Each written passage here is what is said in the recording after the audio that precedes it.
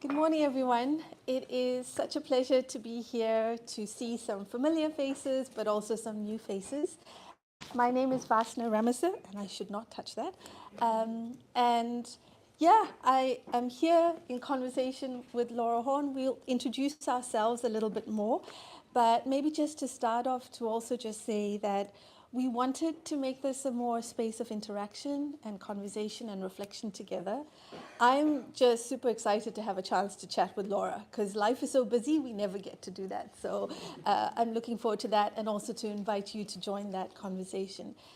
Because we are running a bit over time and because food and time to connect is so important, we're probably going to cut this session a bit short and try to stick to ending at 11:45. So yeah, just so that you're aware of that. And then you have more time for nourishment with each other and with the food that we have. But Laura, do you want to maybe kick off by situating yourself, introducing yourself? Thanks, Vasna. Is this on? It is on, wonderful. Technology nowadays. I'm really excited that we have the chance to spend today. It is not on. I'm sitting on it. That's what you get from having a big bung. Is this on now? I don't know what I did with it. That might also work. See, I used to work, like many people did, I used to work in a call center, and I can still go down to that call center voice when you smile to people. Now, I'm really excited that there's so many people here from different corners and different backgrounds, and that you're willing to sit here, listen to Vasna and me.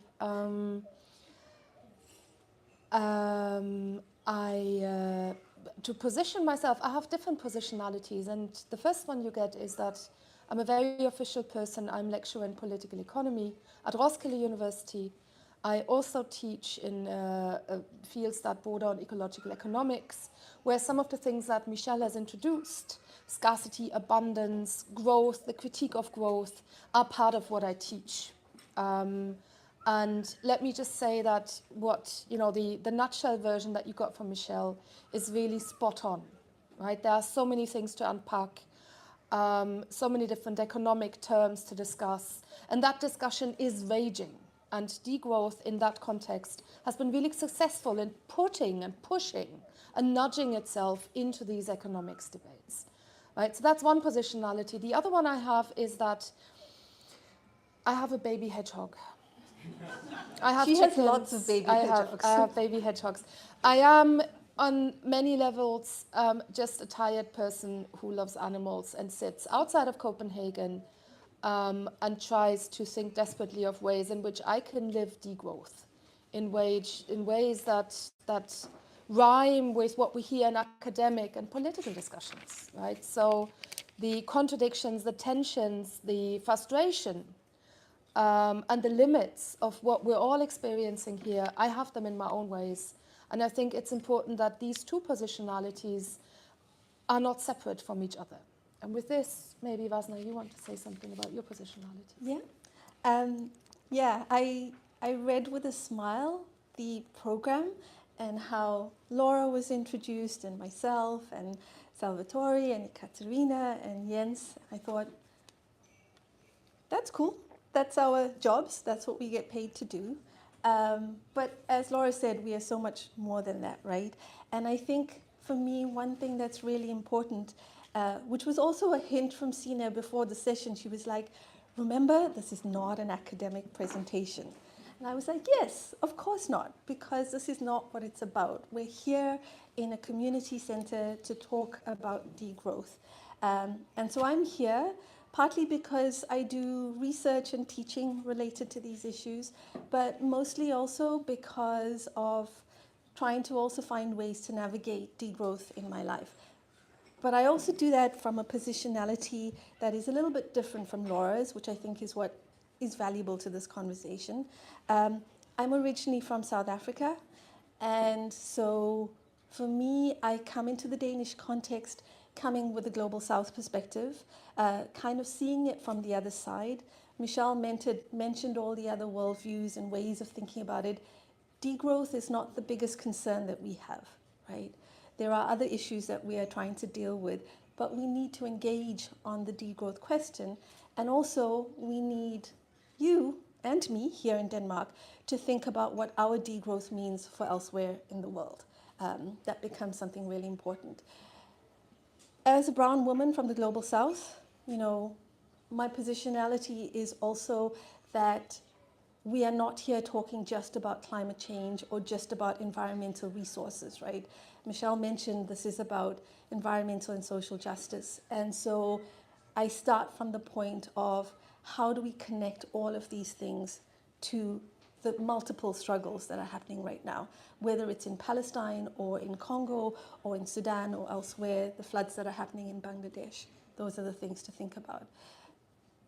But I also want to bring my positionality to me, the body I inhabit. I'm a mother of a 7-year-old daughter. She's not my biological child, so even just claiming being a mother has been something that I've had to work on and think, can I do that? What does that mean in terms of future generations? I am someone who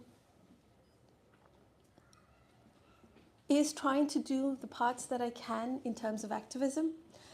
Here in Denmark, it's with the Collective Against Environmental Racism. Globally, it's with the Amadiba Crisis Committee or Global Tapestry of Alternatives and other spaces.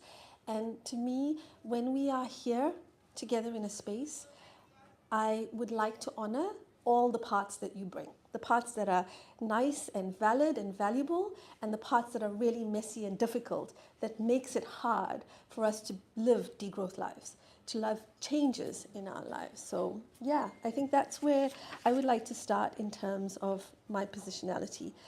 Laura and I have been talking about where this conversation could go and should go. We decided to meet at 9 o'clock this morning and have a coffee in the sun and talk about it. And almost the first part of our morning coffee was the discussion about how cafes which sell overpriced coffee and become workspaces actually raise the prices of things, and a whole political and economy analysis. We then started talking about food, and then we went into how our kids are doing and all of that. And I guess for me, that's kind of encapsulates a lot of this, that we hold so many things at the same time. And yeah, I guess one of the things for me I'd love to hear from you, Laura, is like, what are the questions you're asking yourself when you're navigating the multiple things that you're doing? I think it's the messiness and the fact that all of us, we're more than one thing at any given point of time. And navigating that has become more and more difficult because, you know, our systems, our surroundings, modernity requires of us to be one thing and to be defined, to be definable, to be measurable, to be controllable, to have a clear meaning, right? Because, of course, there needs to be one meaning in things. And let's face it, we're not. We don't. How could we possibly? We're all in flux. We're all evolving, and we're evolving together. Now, that sounds very abstract. Concretely, for me, also in this community space, I don't live in Copenhagen. When I come to Copenhagen, I live outside, it's not that far, but when I come to Copenhagen, I get really excited for good coffee, and then I go to the bakery, and I think, 16 kroner for a table. I can get 4 tables in the bakery where I live. And I start thinking, what kind of assumptions is that? Because there's different me's in me thinking, this is nice coffee, but 16 kroner, who can afford to live on Islands Brygge? How do people have dogs here? How do people have children here? So there's all these questions on an everyday basis. This is not yet degrowth, but there are questions that challenge assumptions at a very low-key level, and that is even before thinking about the value chains of the coffee that we consume. Or the ecological consequences of the agriculture that makes it possible for a table to be 4 kroner in the bakery where I buy my table, right? So the web of life in which we exist. Now, our conversation then progressed further into the most essential thing, washing machines. And those of you who are on Degrowth Twitter and Degrowth social media, it's a thing, it exists. It's mainly academically claimed. There's a whole discussion right now about washing machines. If you are of a generation like me or older, you might remember washing machines have been discussed for a long time. Are they feminist in themselves? What is the role of technology? But so here we are sitting in Islandsbrygge with our overpriced coffee talking about washing machines. And we thought maybe to get you a bit more involved, we could see what kind of experiences with washing machines we have in the room. And so maybe let me get a show of hands. Who of you owns a washing machine? Okay. Washing machines are big appliances. They need space. Most in Denmark are sort of side-loaded. Some might be top-loaders. Who of you has a tumble dryer on top or next to the washing machine? There's a few less. Who of you lives in a communal building with washing machines? There's a few. There's a whole politics and norms and conventions about communal washing machine. Who of you goes to a laundrette? There's a few. No, there's one person.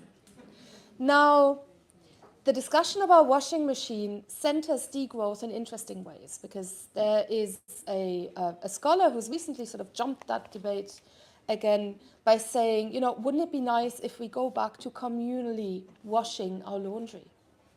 You go down to the washing house, you have a nice chat, it would be so much nicer.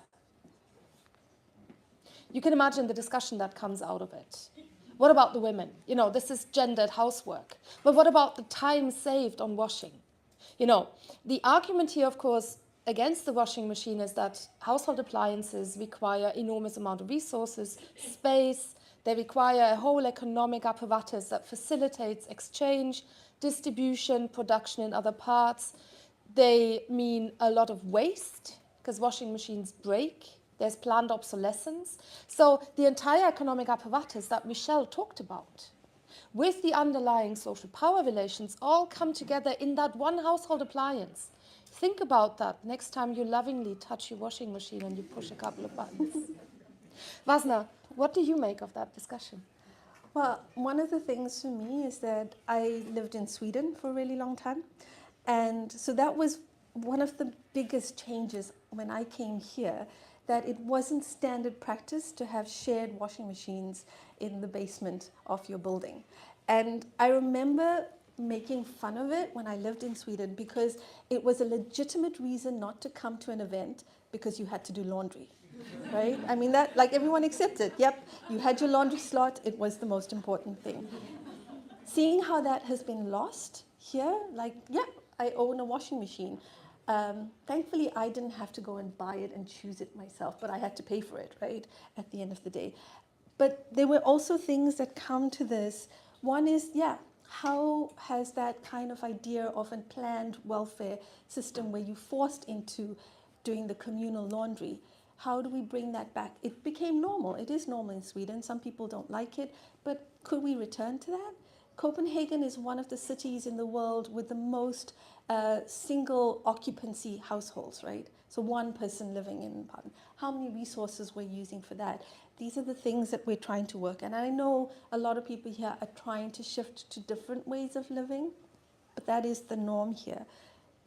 But then I also was thinking about it in terms of how do we shame people who might need to use the laundromat, right?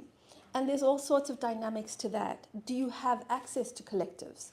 It's really hard if you don't have networks to get into collectives. Do you have access to even your own housing? Or do you just have a room somewhere, right? As an immigrant, I know how hard it is to find housing here. I've been incredibly privileged because of my networks, but I know a lot of people who are not. How does that then translate into a dynamics that people are forced to things that they don't want to and get shamed for it? Because we don't understand all of the racialized and class and gender dynamics that come with those choices that happen, because they're not real choices, they're forced structural choices. And then the other thing I started to think of is also, as you mentioned, the planned obsolescence, right? Where are those washing machines going to? I have seen some of those places in Ghana where they're breaking apart the washing machines.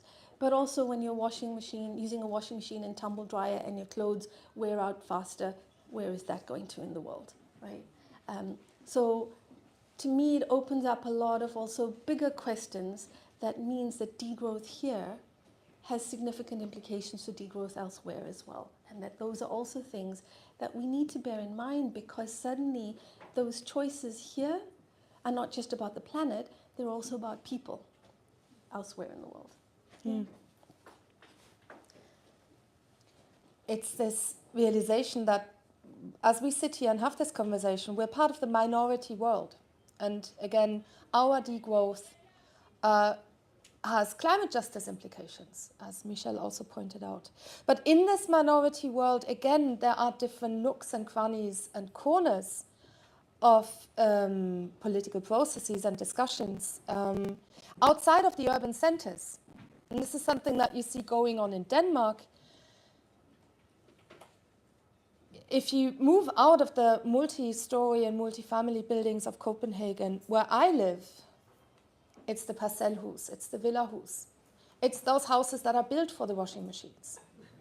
They're literally built around the bryggers, because you have to have a separate room, right? You also have a walk-in closet. It's the fancy thing. And how do we have degrowth conversations with those people who live in Lund or Risør areas? There is almost no way in which you can have a conversation there, because it's antithetical to the very idea of having less by having more. The more that you want to have, more conviviality, more togetherness, more creativity is already made impossible by the permanent presence, the lack of imagination, right? And that is something that we've been discussing in many, many ways, the creativity, lived alternatives, the imaginaries that we need to mobilize, that you see here in art, but that also comes through the everyday appliances of care, like your fantasies, your wishes, your dreams, your dystopias of the future. Do they have washing machines or toilets in them? What do we make of this imaginary dimension? Yeah. I mean, you know that for me, this is also something that's so critically important. I feel like, having grown up in a family where social justice struggle was centered, this was always been part of my life, resistance struggle, right? Making that the center. And actually this idea of holding on to hope, actually working towards building the alternatives, has become really important to me in the last couple of years. It's important because we do need to have the alternative to capitalism. We need to find those ways and already build them. But at a very personal level, it's also about the things that lets me get up and keep working and not be like struggling to breathe because of how messy and destructive the world is, right? And that we do need to open up those imaginaries to be able to do that. Michelle talked about decolonizing the imaginary, right? What does that mean? For some people, the idea of decolonizing becomes a politically sensitive topic because it's about responsibility and maybe guilt and other things.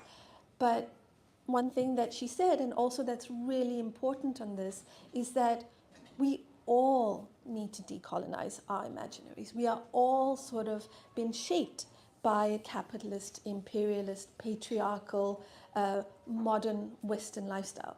So what's the work that we could do to think of other possibilities?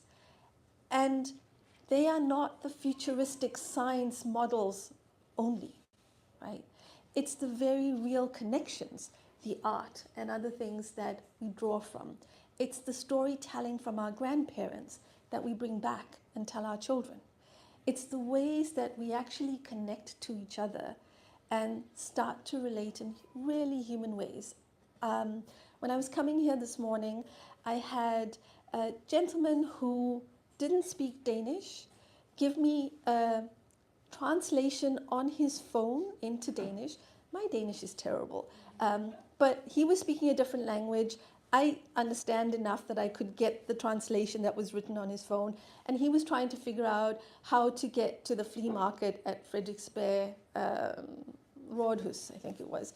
Um, I knew enough to help him and to get him there.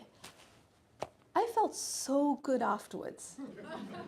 It made my day just a little bit brighter because I actually did something nice to someone who was a complete stranger. Like, that's the moments where we start to actually decolonize our imaginary, when we're actively helping someone else or connecting to someone else in the smallest ways as well as the big things we do. And for me, that is also where we start to build solidarity, right? And I kind of want to come to this, Laura, because you talk about the people who live in the villas and how do we build movements? How do we create alliances? How do we get solidarity? We're all here, and I feel like I resonate with all of you because we've all chosen to be here, right? But what about all the people who are not in this room? How do you think that we work to build that solidarity to create alliances for degrowth? In particular, as we are here in Denmark, which, microphones. Denmark being a supposedly high trust country, Denmark with its history of the cooperatives, its history of civil society engagements. Denmark is still one of those countries with the highest number of volunteers in the various associations. So how do we manage people to get out of this permanent present of being in organizations that continue the system that keeps killing us? There's a little exercise. For those of you who have, Netflix and, all these streaming services that have been streaming apocalyptic TV series of films, you know the genre. The Last of Us was a famous one a couple of years ago. Or, the zombie films where there's an apocalyptic scenario. Apocalypse happens. There's only small groups of survivors. They're foraging around. They need to survive. Fate has cast them together. They learn to know each other. They learn to trust each other. And that's a science fiction scenario that a lot of people watch. It's not science fiction, people. Look around. Really look around. Do it. Look around behind you. Smile at each other. It's us. It's not going to be in the future the band of strangers that needs to actually work together, that has been cast together by fate. It will not be exactly this constellation, but we're already in the collapse. It's all around us. We're just not realizing it yet. People are already facing it and have faced it and have died in it and are currently dying in it, right? So this science fiction that we consume is something that is very much already a reality.